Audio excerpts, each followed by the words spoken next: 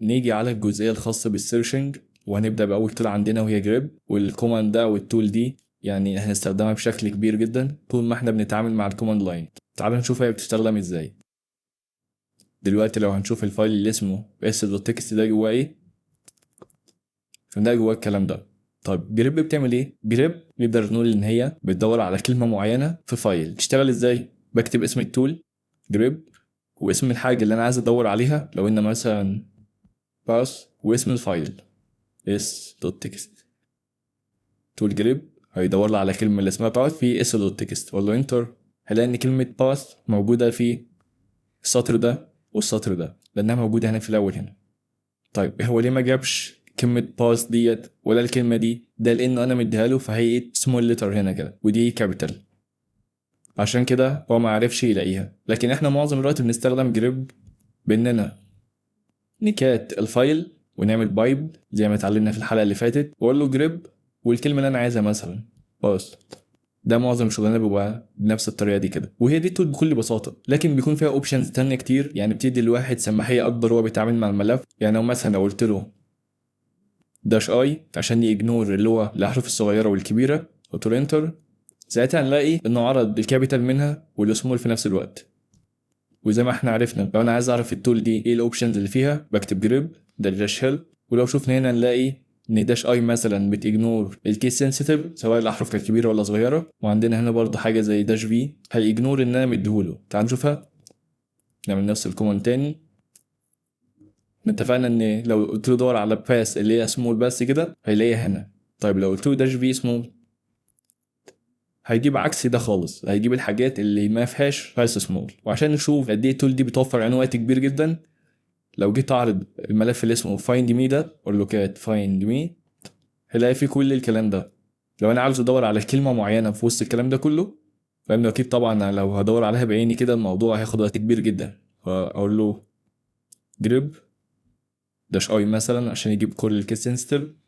اقول له فلاج، انا عارف ان في فلاج هنا في مكان ما وحابب ان انا ادور عليه، اقول له انتر، ساعتها طلعهولي من وسط الكلام ده كله. فشايفين قد ايه التول دي ممكن فعلا توفر علينا وقت كبير. لو انا مثلا بجرب على كلمه معينه او بدور مثلا على باسورد معين في فايل تكست كبير او يوزر نيم والحاجات دي كلها، طبيعي انا مش هدور عليها بالشكل التقليدي ده. طبعا في اكتر من تول بتعمل كده، لكن دي اسهل واحده والناس كلها بتستخدمها كلير. ممكن برضه نشوف امثله تانية لواحد بيستخدمها دوما وهو بيشتغل.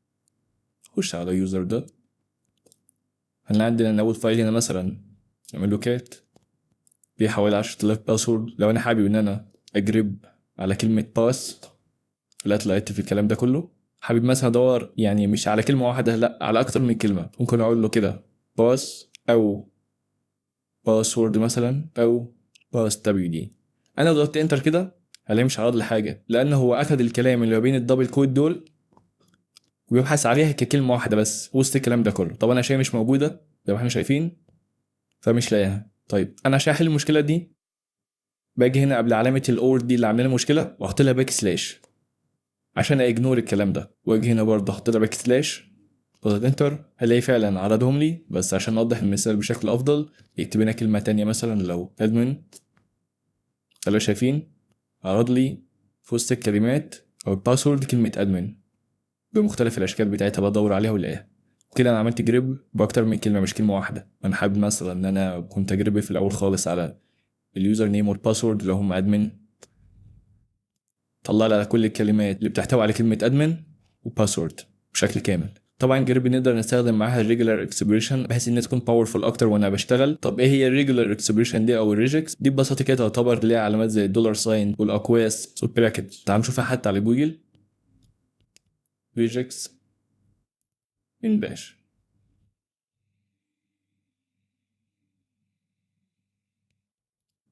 هنلاحظ حتى ان هو هنا مستخدمها مع جريب عشان ده الكومن يوز يعني بتاعها بنستخدم مع جريب. تقدر تستخدمها طبعا مع تولز تانية بس لا اشهرهم وابسطهم زي ما قلنا. لو شفنا حاجه زي كده مثلا بيقول لك انت لو استخدمت ده وحطيت جواها اي رينج سواء ارقام او حروف هيجرب على الكلام ده. تعال نشوف مثلا مثال بسيط، قول له جريب، احنا اتفقنا كده، قول له مثلا من 0 ل 9، قول له انتر، اي باسورد في رقم من 0 ل 9 هيعرضه لي. هنلاحظ هنا ان ما فيش ولا باسورد هنا عباره عن احرف مثلا، لا كلها فيها احرف وارقام. ممكن اقول له مثلا بيعرض لي الحاجات اللي بتبتدي بكلمة باس بالشكل ده بالظبط. قول له انتر، قال لا مفيش حاجة بالشكل ده. لو عملنا بس في كابيتال مفيش برضه، لان اصلا الليست دي كلها لور كيس يعني. ممكن اقول له بي بس كده باس، هنلاقي فعلا عرض لي كل الباسورد اللي بتبدا بالكلمه دي. واخر حاجه ممكن ناخدها على السريع برضو كده، لو شفنا مثلا كلمه باسورد اللي هي دي، هنلاقيها بتبتدي بحرف البي، وعندنا 1 2 3 4 5 6 7 حروف في النص واخرها اس. تمام، انا ممكن اقول له تاني، نيجي اقول له على الكلمه دي اللي هي باسورد، ممكن اقول له هات لي حاجه بتبدا بحرف البي والنقطه دي معناها ان في حرف ايه انا مش عارفه، فاحنا اتفقنا نعد 7 1 2 3 4 5 6 7 ولا حرف الاس. ضغطت انتر هلاقي على كلمة باسورد، وجاب بقى كل الاحتمالات الاحرف اللي ما بين البي والاس. فهي دي الريجكس على السريع، وشايفين قد ايه باورفول لو الواحد بيستخدمها في شغله. يعني هتوفر عليك وقت كبير جدا. اتخيل لو انت بتبحث مانيوال على حاجه زي كده، شوف هتاخد منك قد ايه. طبعا مش قصدي على كنترول اف وتبحث عن حاجه، لا، لو بتدور مثلا على حاجات في رينج معين او بالشكل الفلاني. يعني حتى ممكن برضه تعمل ميكس ما بين كل الحاجات دي مع بعض. ممكن اقول له مثلا انا عايز حاجه بتبتدي، احنا اتفقنا ان دي علامه الرينج. يعني ممكن اقول له مثلا عايز حاجه بالستارت بتاعها من A ل F مثلا، ودي تكون البدايه بتاعتها. يعني تبتدي مش بحرف A بس، لا، من A لحد F. والله هات لي الرينج ده كله. خليها مثلا هنا C وهنا D، ودي الحاجات اللي كلها ما بين الاي والاف، مش هنلاقي اي حاجه فوق ده كده خالص. فدلوقتي شفنا ازاي الريجولار اكسبريشن وازاي هي باورفول فعلا لو الواحد بيستخدمها وهو بيتعامل مع التكست. كلير. خلصنا من جريب، نيجي على سيد. بتعمل ايه سيد دي؟ في البدايه زي ما قلنا قبل كده، حاول تبقى عارف اسم التول بيدل على ايه عشان تبقى دايما فاكرها وما تنساش وانت بتشتغل. سيد هنا اختصار لستريم اديتور، يعني بتخليني ان انا اعمل اديت لفايل مثلا من غير حتى ان انا افتحه وهو شغال كده ستريم كده قدامي. فاكرين حتى التول بتاعت المره اللي فاتت اللي كان اسمها تي، اللي كانت بدلها انبوت بيطلعه من هنا كده ومن هنا كده. دي كانت برضه لو هنشوف هنلاحظ ان هي على حرف التي، وتي اي اي كان اختصار لكلمه تي يعني في النطق بتاعها. وهما بيكتبوا الاختصارات بتاعتها كده عشان طبعا انت مش هتكتب في الكوماند ستريم اديتور كامله عشان تجرب تستخدم التول، لا، هو كلمه سيت بس اختصار ليها عشان تستخدمها. حتى الكوماند بتاع كات، يعني هو كات مش معناها الحيوان الاليف، لا، كات هنا اختصار لكونكاتينيت، وده معناها زي التسلسل. طب هي ليه اصلا ما تسمتش زي مثلا برنت؟ مش كات دي بتعرض المحتوى اللي جوه الملف، ليه ما سموهاش برنت؟ لما نيجي على التول بتاعت سبليت هنعرف الجزئيه دي ليه هي التول اسمها كات ومش برنت مثلا. رجع تاني، لو رجعنا هنا كده وشوفنا قصة التكست، هو في الكلام ده السنتكس بتاعه تقريبا بيكون نفس السنتكس بتاع جريب، يعني غالبا بيكونوا كلهم على نفس النمط. بكتب اسم التول واسم الحاجة اللي انا عايز اعملها وبعدين بدل اسم الملف. فبالنسبة لسيد بتكون بالشكل ده كده، بقول له هنا اس يعني اعمل لي سبستيتيوت او بدل لي الكلام اللي هنا كده، اللي هو مثلا كلمة باسورد بالكلام اللي هنا بكلمة مثلا ادمن بس كده، وادي له اسم الفايل اللي هو s.txt. اسم التول سيد اختصار لستريم اديتور، وده السنتكس بتاعها. بقول له اعمل لي سبستيوت او بدل لي الكلام اللي هنا باللي هكتبه لك هنا كده، وده الفايل اللي هتشتغل عليه. قول له انتر، هلاقي فعلا شال كلمه باسورد وعمل بدالها كلمه ادمن. وطبعا هو مش شالش الكلمات اللي تحت عشان الكيس سنسيتيف زي ما اتفقنا قبل كده. ممكن حتى اعمل لها بايب تاني واقول له سيد نفس الكوماند بس، قول له انتر، فلاقيه راح فعلا واخد اوتبوت اللي كان هنا اللي خلاص اتبدل فيه كلمه باسورد بادمن، بعدها دور على باسورد وغيرها بكلمه روت، حتى ان هنا الاس مكان الاس القديمه دي. لو جيت اعرض الاس والتكست هلاقيه لسه زي ما هو. ده زي ما اتفقنا لانها ستريم بتعرض لك هنا على الشاشه، لكن انا ممكن بكل بساطه اعمل نفس الكوماند واعمله ريدايركشن زي ما اتفقنا في الحلقه اللي فاتت على مثلا فايل اسمه نيو مثلا، واعرض نيو هلاقي فيه الحاجات اللي انا عملت لها ايديت. لكن لو عرضنا اس والتكست فده لسه في الحاجه القديمه. طبعا تخيل ان لو معانا فايل حجمه كبير جدا مثلا ما اقدرش ان انا افتحه هنا وحابب ان انا اعدل الكلمه فيه، يعني صعب ان انا افتحه، فممكن اختار حاجه زي كده، كوماند زي ده يقدر يعدل الملف حتى من غير ما يعرض الاوتبوت بتاعه خالص. لان زي ما احنا شايفين لو عملت ريدايركشن تاني فمفيش اوتبوت بيطلع على الشاشه زي ما احنا شفنا. وهتشوف مثال على كده في فايل كبير احنا اصلا مش هنقدر نفتحه، لكن نقدر نعمل عليه ايديت اللي احنا عايزينه كله وهو في مكان. حابب اعمل تعديل بس على الملف على السريع كده، تعال نشوفه. نانو اسود تكست، هضيف هنا كلمه باسورد تاني، وهنا باسورد، وهنا برضو باسورد وباسورد، اعمل واطلع منه كلير. لو تو نفس الكوماند اللي احنا استخدمناه هنا كده، خلينا نشيل ده بس كده، ضغطت انتر، هنلاقيه دي هنا في اول سطر، اول كلمه اسمها باسورد تلاقاها غيرها الادمن، تمام. لكن تاني كلمه وتالت كلمه ما شافهمش، وجي على السطر التاني اول كلمه عشان هي ابر كيس فما شافهاش ولا دي، وده الطبيعي يعني. لكن دي على كلمه باسورد اللي في الاخيره وغيرها اللي كانت موجوده هنا كده. طيب هو ليه ما غيرش دول؟ كان لازم اضيف له كلمه في الاخر هنا حرف جي اختصار لجلوبال، يعني دور في الملف كله على الكلام ده وغيره. لو ضغطنا انتر هلاقي فعلا دور على كل الباسورد وغيرها اللي انا عايزه. طبعا ممكن برضه اشيل ده كده واعمل كات لاس دوت تكست واعمل بايب، يعني زي ما احنا عارفين لو عملت كات للفايل عملت اي كوماند هيودي الاوتبوت هنا ويعملوا ارجيومنت هنا كده. ضغطنا انتر نفس الاوتبوت بالظبط. كده عرفنا السيت بتستخدم في ايه. كلير. شوف التول اللي عندنا بعدها وهي سبليت، ودي من الاسم نقدر نعرف ان هي بتعمل سبليت للحاجه. لو عندي مثلا فايل فيه 10 مليون باسورد وحابب ان انا مثلا اقسمهم بحيث ان انا اعمل بروت فورس او اقعد اجربهم مثلا على ايميل معين، وحابب استخدم اكتر من جهاز بحيث ان هم يوفروا عليا وقت، فكل جهاز ياخد جزء من الباسورد دي ويجربها هو. تعال نشوف مثال عليه. انا هعمل فايل على السريع كده يكون فيه عدد من الكلمات، وهنشوف ازاي الملف ده نقدر نقسمه باستخدام التول اللي اسمها سبليت دي.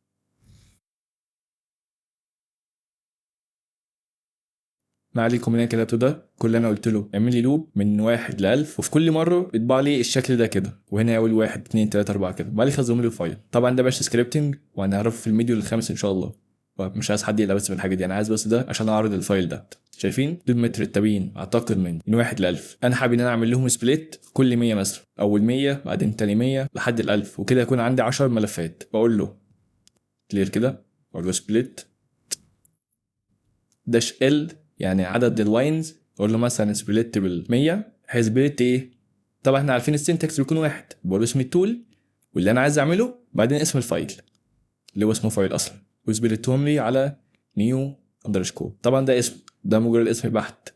انا عامل بس اندرسكور هنا كده عشان اوريكم الاوتبوت بيطلع ازاي. قول له انتر طلعش اي اوتبوت، وده معناه ان هو تقريبا تمت العمليه من غير اي مشاكل. اعمل ls هلاقي عندي نيو اندرسكور اي واي بي واي سي ودي واي. لو هنعدهم 1 2 3 4 5 6 7 8 9 10، هما فعلا 10. كل فايل فيهم يعني مثلا الاولاني هيحتوي من 1 لحد 100، ومن هنا من 101 لحد 200 وهكذا. يعني تخيلوا قسمت الملف كله من غير حتى ما افتح الملف او اعمله ايديت بنفسي. حاجه زي كده لو بفكر ان انا اعملها مانوال شوف هتاخد منك وقت قد ايه. نعمل كده حتى ان نيو اي هلاقي عرض فعلا من 1 لحد 100.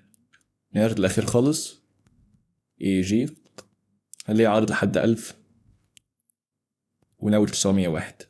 كلير. فاكرين لما قلت ان كانت عكس سبليت؟ السبليت كل اللي بتعمله بتقسم الكلام ده، يعني انا عندي فايل هتقسمه كذا حته صح. طيب كات قلنا اختصار انها تكون كاتينيت، وده معناها حاجه زي المتسلسله كده. لو انا جيت قلت له اعمل لي كات لنيو ايه نيو بي، انا كل الفكره انا قلت له كات واديته اسماء الفايلز كلها، ضغطت انتر هلاقي رصهم لي كلهم تحت بعض زي ما احنا شايفين كده. وده عرفنا ازاي ان كات اختصار مثلا لكونكاتينيت، وليه مثلا مش اختصار لبرنت، لاني باخد كل الملفات اللي بتديها له وبيسلسلهم كلهم ورا بعض كده. حاجه زي كده ممكن تفيدني في ايه يعني غير السبليت ده؟ في باسورد فايل في الكال لينكس باي ديفولت اسمها روكيو. تعالوا نشوف هي فين. نعمل الكوماند بتاع لوكيت اللي شفناه قبل كده، لوكيت روكيو دوت تكست. قال لي هو ان هي موجوده هنا كده. تعالوا حتى نروح للمكان ده هلاقي هنا كده، بس هي معموله بشكل مضغوط عشان شايفين حتى مساحتها قليله ازاي.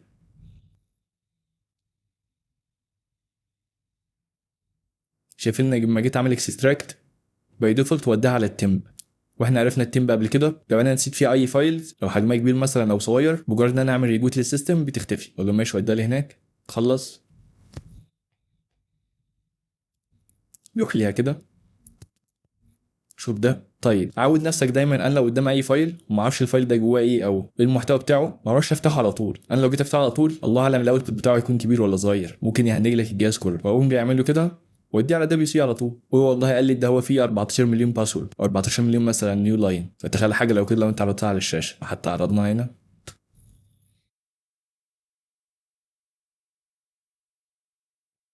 مش هتخلص دلوقتي خالص.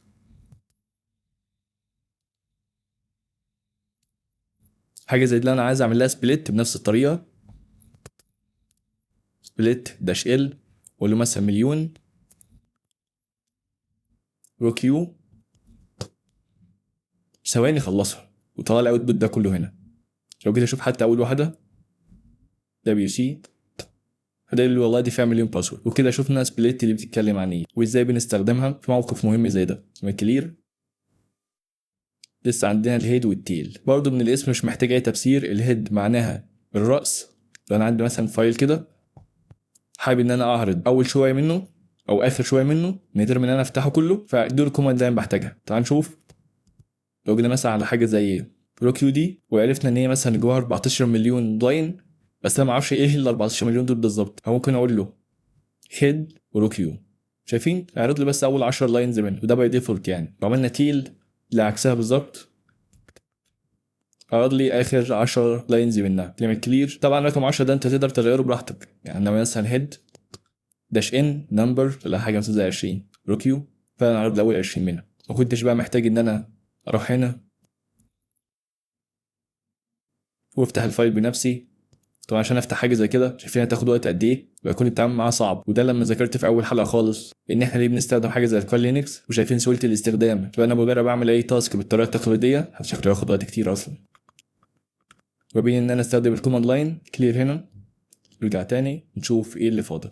لسه الكات بالارك ودول نقدر نعتبرهم بالظبط زي الجريب. تقدر تستخدمهم بشكل دوري. كل اللي بتعمله سواء الكات او الارك الاي دبليو كي دي. انا عندي مثلا تكست زي ده وحابب ان انا اقسمه بالسبيس اللي هنا دي مثلا، هي التول دي او دي اللي هتعمل لي حاجه زي كده. تعال نشوفها.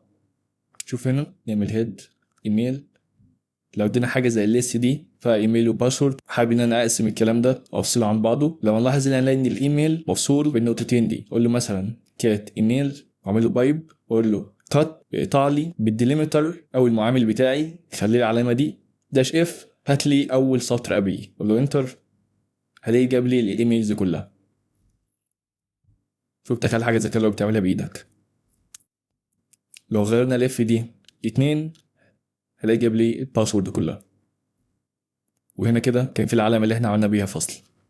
طبعا انت ممكن تخلي الديليمتر بتاعك مثلا بايت واحد او كاركتر او اللي انت عايزه. كل ده هتشوفه لو انت عملت كات دردشل. هنا لو انا عايز اعمل سيبريت ببايت او حرف وده الديليمتر وده الاف اختصار لفيلد الحقل الاولاني او الثاني او الثالث. حتى ممكن تقول له سيبريت الاولاني والثاني هنلاقي عدد لي الاولاني والثاني.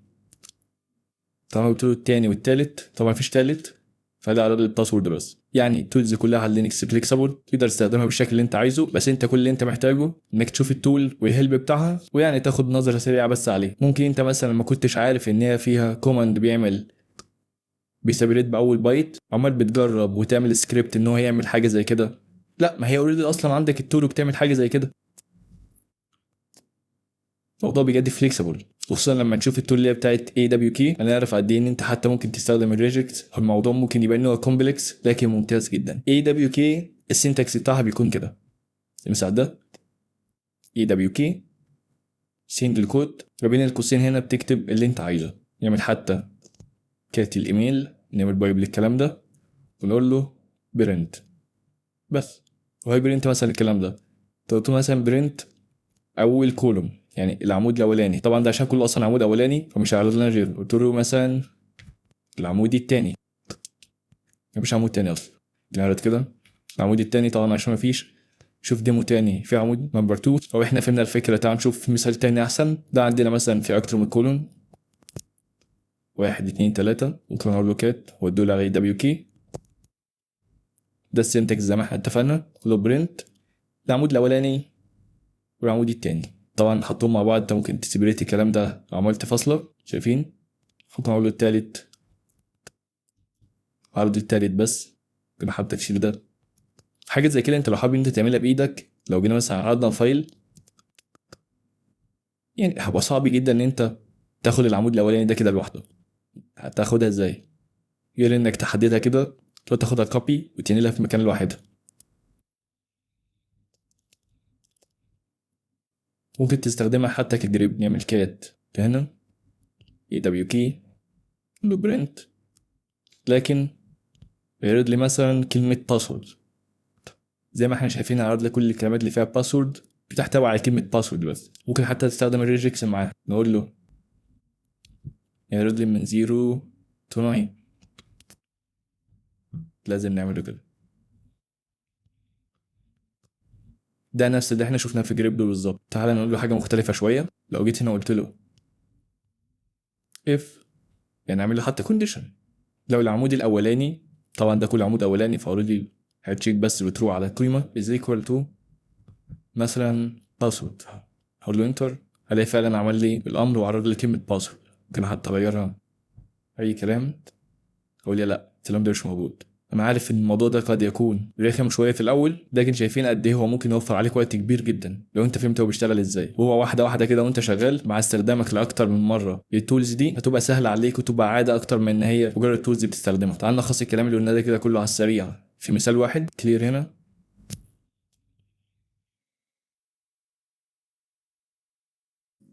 ده ملف لوجز انا حملته من على الانترنت بتاع الاباتشي. يعني انت مثلا لما تعمل لوجن على سيرفر او على موقع معين، فكل الريكوست اللي انت تبعته بيتسجل، الاي بي بتاعك، نوع الريكوست اللي عملته، والصفحه اللي زرتها، وحتى التاريخ. زي ما اتفقنا اول حاجه نعرف حتى حجم الفايل، هو حجمه 200 ميجا نوعا ما كبير. اقول له هيد اباتشي عشان اشوف الفايل ده الكونتنت بتاعه ايه، والله لقيته بالشكل ده. طيب هو فيه قد ايه؟ اقول له دبليو سي اباتشي فيه 10000 سطر.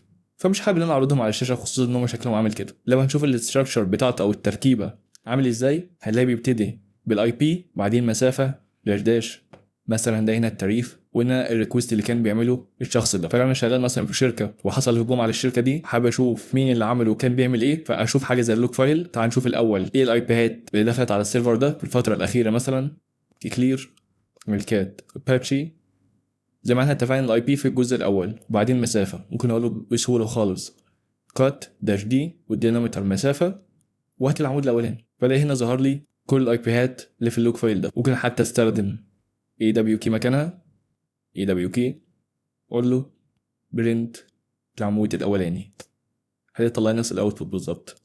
خلينا مع كات. طيب لو نلاحظ هنا نلاقي في اي بيات كتير قوي متكرره، فانا عايز اشيل التكرار ده كله. فانا ممكن اقول له بايب واديني الاوتبوت ده، اعمله لي سورت، يعمل لي ترتيب يعني. خلاص انتر، هلاقي فعلا رتبه، بس برضه التكرار لسه موجود. اقول له بايب تاني، اقول له يونيك، هات الحاجه المميزه بس من ده كله. اقول له انتر، هلاقي فعلا كل الايبيات بقت مختلفه، والاوتبوت حتى بقى اصغر. لو 2 داش سي هيعمل لك ليهم كاونت، يقول لك والله الاي بي ده ظهرك 10 مرات، الاي بي ده مره، لكن هنعمل لهم سورت تاني علشان يبانوا بالترتيب الصح. سورت، اقول له داش ان، هلاقي عرضهم لي بالشكل ده في الاخر، بدايه من الريكوستات البسيطه لحد والله الاي بيات دي مثلا هي اكتر اي بيات عملت ريكوست على السيرفر، فممكن ابدا اركز معاهم واشوف هم زاروا ايه وامتى، وهل الصفحات اللي زاروها دي قدروا ان هم ياكسسوا منها داتا ولا لا، والى اخره. ده طبعا كله عن طريق السورت والجريب زي ما احنا شايفين كده. يعني ممكن حتى اقول له هنا هات الاي بي ده، مش ده كله، لو جريب الاي بي ده، فده كل الريكوستات اللي اتعاملت مع الاي بي ده. والله انا حابب اشوف ايه الحاجه اللي عاملها. ممكن اقول له مثلا جرب لي الكلام ده كلمه ادمن، هلاقي ان في فعلا ريكوست هنا يقول لك والله هو من الاي بي الفلاني في الساعه كذا، حاول ان هو يزور الصفحه دي. طبعا دي تاج مش اكتر، وده نوع البروتوكول والمتصفح وحتى الاوبريتنج سيستم اللي بيستخدمه والى اخره. عملنا انفستيجيت في ثواني للوك فايل عن طريق بس الكات والجريب. كلير، خلصنا من السيرشنج. نيجي على مقارنه الفايلز، ازاي اعمل كومبير الفايلز عندي. اول تول عندنا هنا هي كوم، وعندنا التول التانية هي ديف ويختار ديفرنت. لكن احنا نبص على ده على السريع لانها سهله، دي نوعا ما فيها فيتشرز اكتر واوبشنز كتيره جدا، لكن نفس الوظيفه اللي هنا هي اللي هنا، وده هنسيبها للناس من ضمن التاسك تحاول تشوف بنفسها ايه الفيتشرز المختلفه اللي فيها. انا عندي الفايل الاولاني بالريزلت دي، الفايل التاني في نفس الكلام ده، لكن هنا 100 وهنا 200، ده الفرق ما بينهم. قلت له كوم، ايه الكومن ما بين الكلام ده؟ قلت له اف 1 اف 2، ضغطت انتر. قول لي والله العمود الاولاني ده هيكون فيه المختلف والخاص بالفايل الاولاني، والعمود الثاني هيكون فيه المختلف والخاص بالملف ده، انما العمود الثالث ده هيكون فيه المشترك او الكومن ما بينهم، وهو 1 و12 و13. حتى اقول له داش 1 هيشيل لي الصف الاولاني، قلت له داش 1 و2 هيشيل لي الاولاني والتاني، وهيسيب لي بس العمود الثالث. طبعا الايرور ده بس عشان هم مش مترتبين. ممكن حتى اقول له داش 3 بحيث ان هو يطلع لي الاوتبوت الاولاني والتاني وشيل الديفرنت. طبعا لو فايل حابب تشوف ايه الفرق بين القديم والجديد، ممكن تستخدم كومنت زي ده بسيط جدا ويوضح لك ايه الدنيا.